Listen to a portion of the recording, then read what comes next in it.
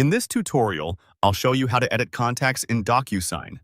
By the end, you'll be able to quickly locate a contact in your DocuSign account, update their name, email, or other details, and save the changes with confidence.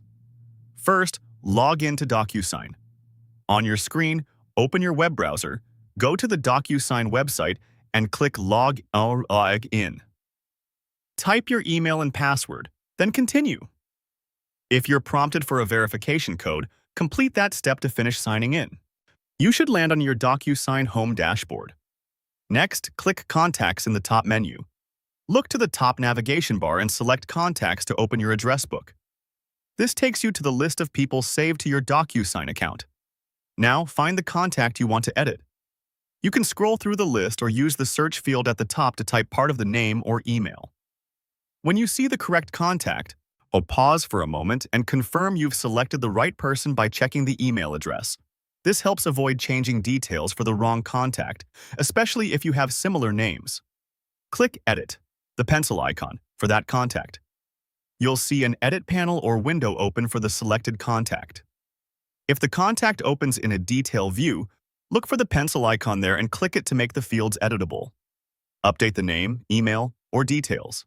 Or click into the name field to correct spelling or formatting, and type the full name exactly as you want it to appear. Click into the email field and carefully update the address. Take a second to review each character. Accurate email addresses are important, so envelopes route correctly. If there are additional fields like company, title, or phone, click into those fields and make your changes as needed. Type clearly and keep information current. If you're adjusting multiple fields, just move through them one by one and double-check each entry before saving. This is a safe place to make corrections. You can review everything on screen before committing the changes. Click Save. Look for the Save button, usually at the bottom or top right of the Edit panel, and select it. After you click Save, the edit window will close, and you should see the updated details reflected in the contact list.